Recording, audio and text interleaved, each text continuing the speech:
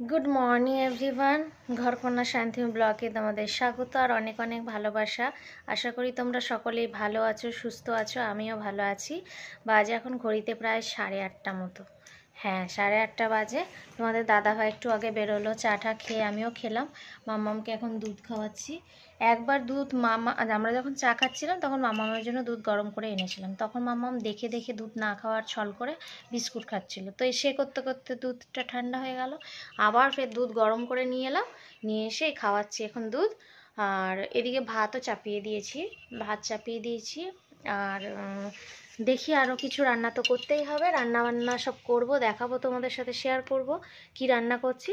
তো চলো আজকে ব্লগটা দেখতে থাকো, সঙ্গে থেকো। আর আজকের আকাশটাও দেখাবো, পুরো সাদা হয়ে আছে। কালকেও তাই ছিল, আজকেও তাই একদম সাদা হয়ে আছে, কিছু দেখা যাচ্ছে না। তোমাদের দাদাভাই কাজে গেল। আর কেউ কাজে বেরোলে খুব চিন্তা হয়, এই আকাশ ঠাকাশ যদি পুরো পরিষ্কার না থাকে না, চিন্তা হয়। তো চলো আজকে ব্লগটা দেখতে থাকো, সঙ্গে থেকো। আমি ওদিকে রান্না করছি আর এদিকে শোকেস খুলে ঠোঁটে লিপস্টিক মেখে বসে আছে, দিয়ে হাত দিয়ে লুকাচ্ছে। কিরম বদমাইশ দেখি ঠোঁটটা, এবার ঠোঁটে ঘা হবে, ঠোঁট ফুলে যাবে দেখবি।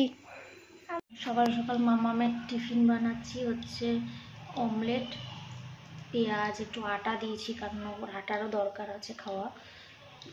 ডিম দিয়ে একটা অমলেট বানাচ্ছি, খাবে গাজর সিদ্ধ।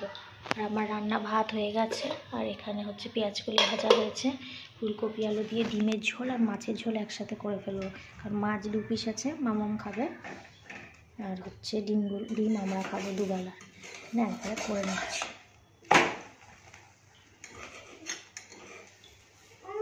বলো।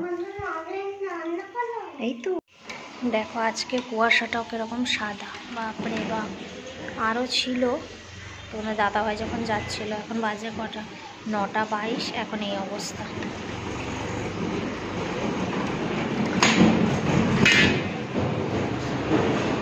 মাম্মা ওখানে টিভি দেখছে আর খাচ্ছে। আমি রান্নাটা করি ততক্ষণ, একদিকে আমার খাবারটাও করি। মাম্মামের তো অমলেট খাওয়া হয়েছে, আমি একটা নিয়ে এলাম খাবো।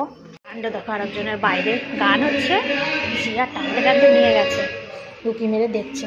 দেখি কোথায় গান হচ্ছে, কি করে হচ্ছে, ওই দিকে হচ্ছে, অনেক দূরে হচ্ছে না, আটকে দাও। এখানে খেলা করছে। আর আমার ঘর দুয়ার পরিষ্কার হয়ে গেছে, দেখো কাঁচাও হয়ে গেছে, শুধু স্নান করবো, গরম জল বসিয়েছি। চলো কি কি রান্না করেছি একটু দেখিয়ে দিই। সকালে বলেছিলাম, দেখো ধনেপাতার চাটনি, পেঁয়াজ কলি ভাজা, আর হচ্ছে ফুলকপি আলু দিয়ে মাছ আর ডিম দিয়ে ঝোল। কারণ মাছ 2 পিস ছিল, ওই জন্য ডিম দিয়ে ঝোল করে নিয়েছি দুবেলার। দেখো ওর ঠাম এই নাইটিটা ওর জন্য পাঠিয়েছিল, তা ওরা তস হয়েছে না যে সেলাই করে একটু আমি ছোট করে দেবো নিচের দিকটা, ওটাই পরবে। দেখো নাইটি পরে সামনেটা দেখি। ও বৌদি, বৌদি ঘোরো একবার সামনেটা দেখি, দেখাও কেমন লাগছে। বাহ, দেখো পুরো বৌদিকেও লাগছে। সিমুইটা কালকে করেছিলাম, তো আজকে ছিল বাসি, আর বাসি খেতে স্বাদই দারুণ। তো এখন মাম্মা উঠে গেছে, মাম্মা আর আমি খাচ্ছি।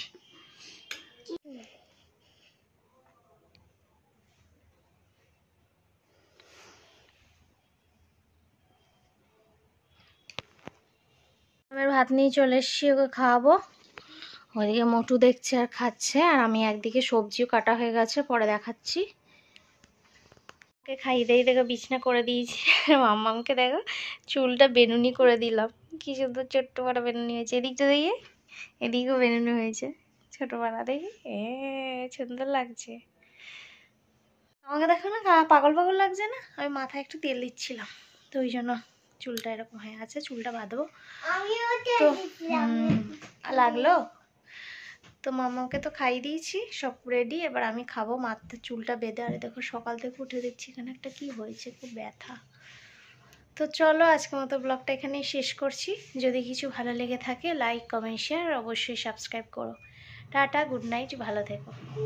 আমি এবার খেতে বসবো। আর মামাম দেখো সে আয়নার সামনে দাঁড়িয়ে বকর বকর করেই যাচ্ছে। তো দিনে যা তরকারি আছে ওই দিয়ে ভাত খাবো। তো চলো আজকের মতো ব্লগটা এখানেই শেষ করছি। আর দেখো বিকালে একটু চোখে কাজল পড়েছিলাম, কিরম লেপটে কিরম হয়ে গেছে, ভূতনি ভূতনি লাগছে। এক একজনের কাজল কি সুন্দর থাকে। তো চলো টাটা, গুড নাইট, ভালো থেকো।